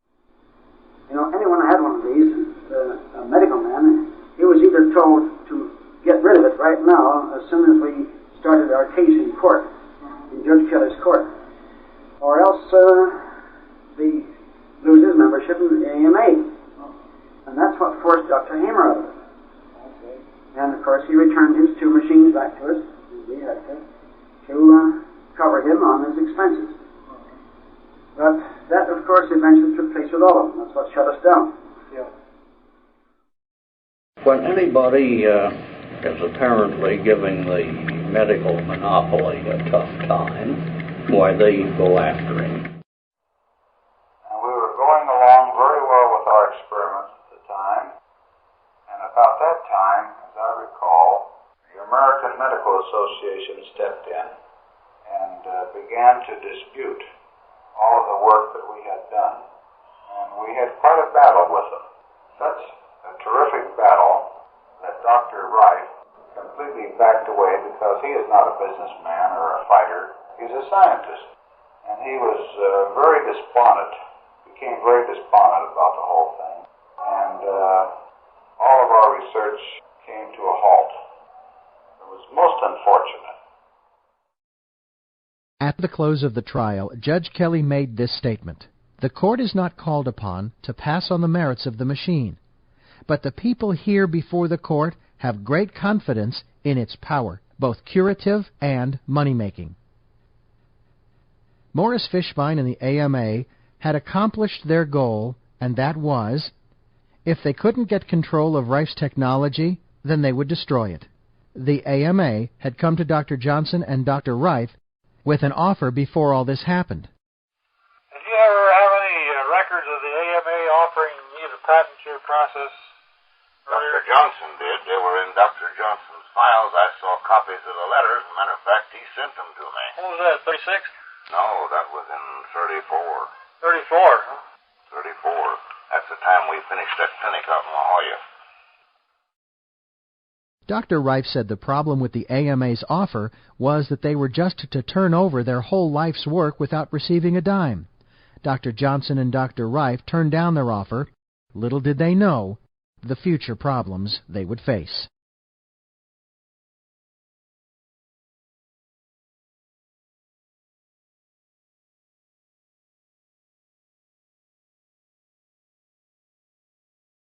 The trial almost completely destroyed Rife and his work. Never again would he see the kind of support he had in the past. Dr. Fishbein was known for these kinds of tactics. Whenever Fishbein couldn't get control of something he wanted, he would set out to destroy it. Fishbein failed anatomy in school and then barely graduated. He went to work at the AMA Journal before he finished his internship. He never treated a patient or practiced medicine during his life. As journal editor of the AMA, he controlled the income of the AMA and published the accepted standards of medicine. He used his position in the AMA to enrich himself and to destroy legitimate therapies. He made the decision which drugs could be sold based on how much the drug companies advertised in the Journal of the American Medical Association. When he took over control, there were no drug testing agencies, and it didn't make any difference if the drugs worked or not. Money was the only thing that mattered. In his position as journal editor from 1924 to 1949, he appeared to be nothing less than a shakedown artist. Fishbein died in the 1970s. His obituary, which was printed in the New York Times, said he had entered medicine because as a young man he had perceived the power which a doctor had. Power was all he really wanted. In 1939, not only was Fishbein trying to destroy Rife, he was also trying to destroy Harry Hoxsey and his promising formula. This formula and Hoxsey cancer clinics, which were the largest private clinics in the world, were having such great success that it threatened the AMA and the drug companies. A group of AMA doctors asked Hoxsey to demonstrate his method. Among them was Morris Fishbein. Thomas Mannix, a retired police officer, was to be the demonstration subject. A day after this man appeared to be cured by Hoxsey's formula, a high AMA doctor met with Hoxsey and offered to buy the formula. The agreement would have given these doctors and Morris Fishbein all the rights to the formula. The doctors would get all the profits for the first 8 years, and Hoxsey would get 10% of the profits starting with the 9th year. Hoxsey was willing to let them have it as long as they would make it inexpensive and no one could be turned down for lack of funds. The AMA, according to Hoxsey, refused to put that agreement into the contract, so he refused to let them have the formula. This is when Morris Fishbein and the AMA came after him. Of course, the AMA denied all of this took place, but they could not hide the evidence of the man who was cured of cancer. Fishbein branded Hoxsey a quack. Dallas, Texas Assistant District Attorney Al Templeton had Hoxsey arrested over 100 times in 2 years. But when Al's brother Mike Templeton was diagnosed with cancer, he privately went to a Hoxsey clinic and was cured. Al changed his mind and became Hoxsey's defense attorney. Every time Hoxsey was taken to court, none of his patients would testify against him. In fact, they only gave testimony of how his treatments cured them.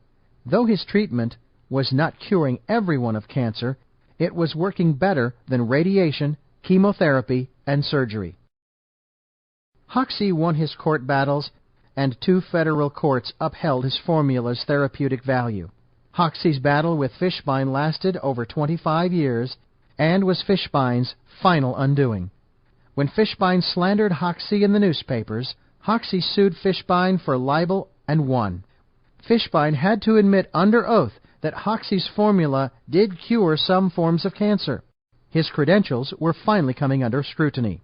He found himself increasingly on the defensive. The critics of Fishbein and the AMA charged it with being a doctors' union and setting policies to serve its own financial interests. 2 federal court cases agreed that this was indeed the case. Morris Fishbein was finally ousted from his position as editor in 1949. Even with Fishbein removed from the AMA, the policies didn't change. Hoxsey was finally forced out of business in the United States by the AMA and the FDA. The damage done by Fishbein is beyond calculation. In the case of Dr. Rife and the other medical doctors who were using the frequency instruments, only a handful were left treating patients with the equipment. Ironically, had Fishbein through Hoyland been able to get control of beam rays, they would have owned Rife's method, and the frequency instruments would be in every hospital today.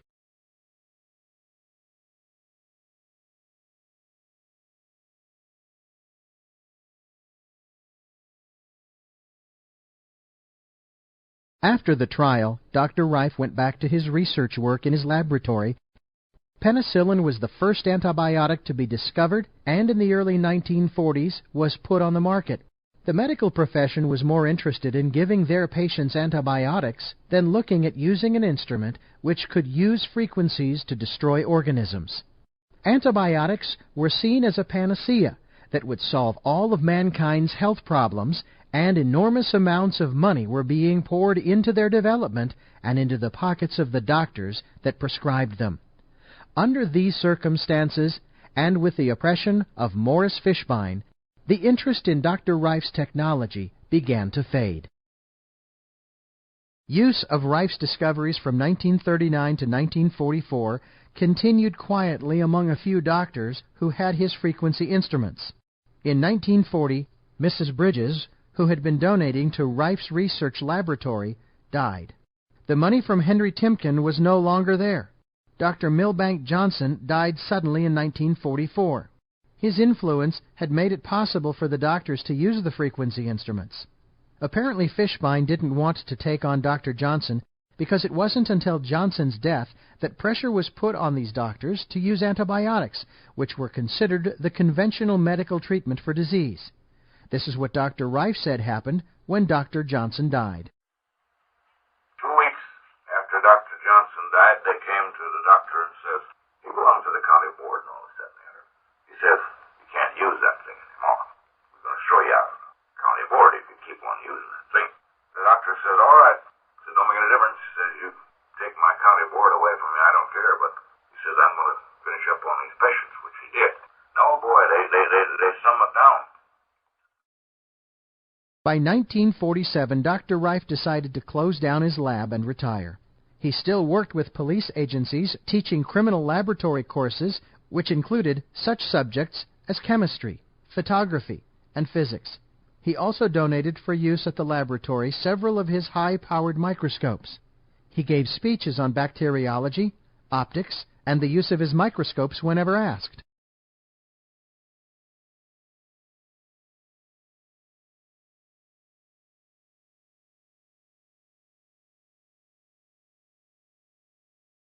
In 1950, John Crane met Dr. Rife. Rife told Crane about his work in optics, bacteriology, and about the frequency instruments he built. John Crane said this about how they met. See, I first met him in 1950. He had a drafting set on display down there at Rodney Stokes. That was the finest drafting set I ever saw. I wanted that, and it took me about 3 trips out there before I bought it right. And every time I go out there, he'd tell me about all this that had gone in the past, and that's what brought me into it. I became interested, and I decided to prove it out for myself. A friendship began between Crane and Rife that would last for many years until Dr. Rife's death. Crane was interested in trying to rebuild the frequency instruments. Crane worked at Convair Aeronautics, which was a Howard Hughes corporation. While he was working for Convair in 1953, John Marsh was hired as a supervisor over the shop. Crane and Marsh became friends. Marsh's wife had cancer, and he had come to San Diego to try and get help for her. After many tests, the medical doctors were unable to do anything for her terminal cancer. Crane told John Marsh about Dr. Rife. They went out to visit him to see if he would be willing to help. The following is John Marsh's account of the visit. Now, way back in 1953, I met a man by the name of John Crane at Convair Aircraft Company. He at one time knew a man by the name of Royal Raymond Rife. And since my wife had cancer, working at Convair, I discovered that this Dr. Rife was a very great individual. And I wanted to know where I could see him or get in touch with him. So I went to see him and I talked with him. He said he didn't want to have any part of it. I told him, I said, look, I got a wife that's dying and I need your help.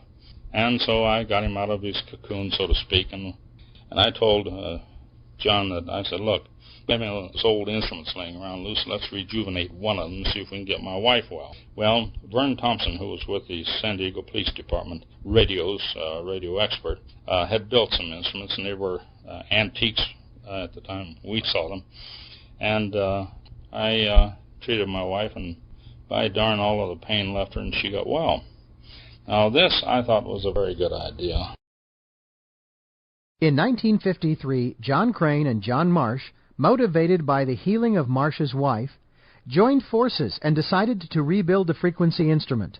They convinced Rife to agree to be director of research in the company they formed, which was called Life Labs Incorporated. Rife kept a low profile and would not do anything that could get him into any legal trouble since his court troubles in the 1930s beam race trial.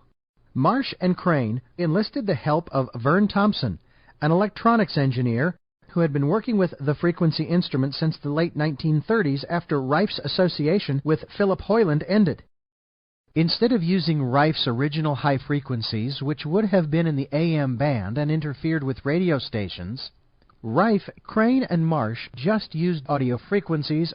These audio frequencies are frequencies you can hear through a speaker as tones. They are generally considered below 20,000 hertz. Rife's original high frequencies were in the hundreds of thousands to millions of hertz or cycles per second. They had Vern Thompson build the new instrument. The first instrument didn't work. It took a couple of years for them to solve the problems and arrive at a design that used square wave audio frequencies instead of the sine wave audio frequencies. Then they were modulated onto the fixed RF carrier frequency. That carrier appears to be the same carrier frequency used in the beam rays instrument. By 1957, they had a working instrument. Marsh was visiting in Dayton, Ohio, and his wife needed to see a doctor. So they went to Dr. Stafford, whose father had also treated the Marsh family. In the course of their conversation, Marsh told Dr. Stafford about Dr. Rife and the frequency instrument. Dr. Stafford was open-minded and was willing to try an instrument on a patient. Marsh told him that he would bring an instrument back from California for him to use if he ever got any cancer patients. A few months later, Dr. Stafford contacted John and asked him to bring an instrument out. Dr. Stafford used the instrument for a year and a half and recorded an audio tape of his experiences using the machine. Now today, I would like to summarize several of the cases that I have worked on here in Dayton during the past year and a half since my most fortuitous meeting with my old friend John Marsh. He was kind enough to explain some of this work to me, and of course, the things that John Marsh had to say about the Rife equipment was most phenomenal, and at the time it seemed almost unbelievable. I have, fortunately, been able to observe several of the things that were mentioned to actually exist, and therefore I feel bound to set forth these things as I have seen them, by letter, by personal message, and to carry on the work here in Dayton wherever it is of any, wherever I am able to do so, wherever the work would be applicable. Dr. Stafford, this is Dr. Rife, San Diego, California. I have just listened to your report on the outstanding work you've been doing over a period of months. I believe that what you are doing is going to put a milestone in the field of electronics for the devaluation of bacteria in the human body. I am 72 years old, and I've worked over 50 years in medical research, and I have done the best of my ability. And I thank you so much for the cooperation and work that you have done thus far in advancing this device of which I originally worked on back in 1920. I am not an electronist, but I devised an instrument that would, with a coordinated frequency, devitalize a bacteria of a chemical constituent. So we emanate a frequency from this device that is coordinated to the chemical constituents of a live living organism, and we devitalize it. Dr. Stafford used the instrument from 1957 to 1962. At the same time, there were doctors in both California and Utah using the frequency instrument. Dr. Edward Jepson was in Salt Lake, and he was seeing the same type of results as Dr. Stafford. In 1958, the Salt Lake County Medical Board forced Dr. Jepson to stop using the instrument even though many people were being helped by it. These new instruments and the square wave audio frequencies were showing great promise, but they had not yet shown that they worked as well as the instrument built by Lee DeForest and Hoyland. Dr. Stafford monitored his patients for several years to see how well this audio frequency instrument worked. He then wrote a report and sent it to Dr. Rife, John Crane, and John Marsh. As yet, we have failed to cure any case of advanced terminal malignancy. It appears in several instances that we may have impressed the disease favorably temporarily. It is difficult to rule out the psychological morale booster effect to the terminal patient when some definitive effort is made again in his behalf. However, several improvements have appeared to be more physical than emotional. All the patients in the series were treated with the same frequencies: 728, 784, 880, 2008, 2128. Perhaps these frequencies may be wrong or only nearly correct. Dr. Stafford also wrote a letter to Dr. Edward Jepson in Salt Lake City about his experiences using this new audio frequency instrument. Please excuse my format in the following letter, for I intend to ramble a bit and forget strict grammatical dictum. I am writing you at this time partially because John Marsh informs me in a recent letter that you may be somewhat disheartened or at least worried about your role in the experimentations with the Rife machine. Believe me, Dr. Edward, I know how you feel, for I too have been through the same feeling with this matter. I have observed clinical results after treatments with this gadget which I can scarcely believe myself. Yet, despite these good results, I have been confused by some rather simple failures, such as a recent experiment which I conducted at Good Samaritan Hospital, where we used the machine to treat some cultures of Staph aureus and Strep phasalis. In this work, we failed to inhibit growth at all, or influence the cultures with the Rife RX. I sent the results to John Marsh and asked for clarification, and to be very frank, I am not satisfied with John's excuse of the failure. I am afraid I'm not a very good apostle, for I am getting some ideas myself on how this thing may work. I really wonder if this ultrasonic kills bacteria and viruses at all, or does it work like other forms of ultrasonic and merely stimulate the tissue in some unusual manner, thereby improving the circulation and secondarily enhancing the body's defenses against infection. To summarize some of this rambling, I feel that the Rife ultrasonic therapy has a very definitively beneficial effect on the human and canine body. I furthermore feel that we as doctors of medicine, using this machine, must remain constantly alert to the condition of our patient and vary the RX as indicated. Let me hear from you, Dr. Jepson. How are your cases coming along? The testing done by Dr. Stafford on his patients would not be available for several more years, but it eventually showed that the audio frequencies used in this new type of instrument would not kill any organisms under microscope observation or in cultures, and though they worked on some conditions, they proved to be inferior to the high frequencies that have been shown on the screen in this documentary as Rife's MORs. All the audio frequencies tested by Dr. Stafford during the 5 years he used the instrument were 2,128. 2008, 1,862, 1,552, 880, 803, 800, 784, 776, 727, 712, 660, 120. During this time, when Dr. Stafford and Dr. Jepson were doing their testing of the new instrument, John Crane and John Marsh, not Rife, began working on a revolutionary new smaller portable frequency instrument that would be less expensive than the current ray tube instrument. At that time, the ray tube instrument cost $3,500. Even doctors found it expensive to purchase. It was the high cost of building ray tube instruments that caused them to look at doing things a different way. The smaller frequency instruments eliminated the need for a ray tube by using pads that came in contact with the body to deliver the frequencies at a fraction of the cost. Because these instruments were smaller and came in contact with the body, they didn't need to have the same power as the ray tube unit. Crane and Marsh didn't have the kind of money to spend that Rife did. Necessity is the mother of invention. Crane and Marsh used a Heathkit function generator to produce the frequencies.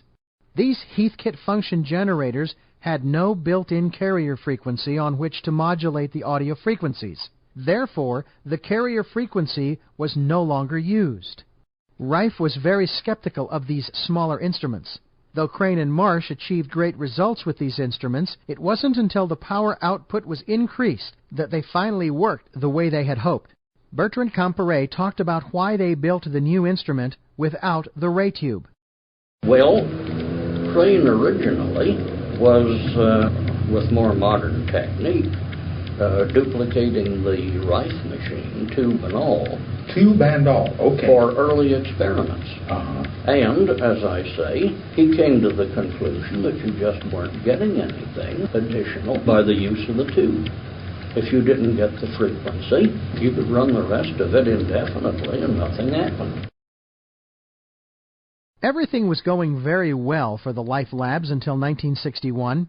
Then they finally came to the attention of the AMA. Dr. Stafford was visited by an FDA officer, but because he was a doctor, they left him alone. Next they came secretly to Life Labs. Bertrand Comparet tells the story about what happened next. They had some harmless-looking housewives who were hired for this job and fitted with wireless microphones and down at the end of the block. Here with a state man there in a van with their recording equipment taking it down. So I remember one tape, here was Marsh in his own voice, clear as could be, saying, "This instrument will not only cure every known disease, it'll cure some we haven't yet discovered." Marsh and Crane had not listened to what Dr. Rife had told them. They had recorded the following conversation of Rife's, but didn't take his warning seriously. So when you say clinically cured, is that, well, that's a little fly in the ointment that they put in there, you see, when they make that statement, that's clinically cured. It was clinically cured, yes, but they want to wait 5 years to see whether they're going to die of something else or not. So that's one reason a person has to be decidedly careful on any statement that is made or claims. Now, I have never made statements of claims of cures. That's one of the worst things you could possibly use, that one word, cure. They hate that worse than the devil hates holy water, this cure proposition. Dr. Rife already knew what could happen to you if you started to make claims of cures. It didn't take long after the state of California had recorded Marsh before they finally came, without a search warrant, to make a raid on Life Labs. Bertrand Comparet described what happened during the raid. Now, what they did, they went in like plain plundering thieves and took whatever they thought the man might want and they could thereby deprive him of. Now, for example, one of the things that John Crane had was a Hewlett-Packard frequency counter, which reads out numerically. That device wasn't used treating anybody. That was simply used by him to calibrate his own devices, and it was utterly unlawful for them to seize that. But they took it on the theory, well, we've got public money to defend it. You go sue us at your own expense. Not only did they seize John Crane's property, but they also took Marsh's property. Dr. Rife was able to avoid any legal problems because he stayed in the background and had made sure he didn't do anything that would bring him trouble. Both Crane and Marsh ended up being convicted on 3 counts, with 2 being overturned. Had they both not treated a woman, they would have gotten off. They were sentenced to 10 years, but with the overturning of 2 of the counts, they ended up only serving 3 years in prison. Up until Dr. Couch died in the late 1950s, he was treating anyone Crane and Marsh wanted treated. When he died, they made the mistake of doing it themselves. Rife in the beam race trial was able to win his case, but Crane and Marsh couldn't win theirs. After their release, both Marsh and Crane kept building instruments separately because they were court-ordered not to have contact with each other. John Marsh died in 1987. John Crane died in 1995. Since Crane and Marsh's deaths, many have claimed to be the only true heirs of Rife's technology, but there are no true heirs.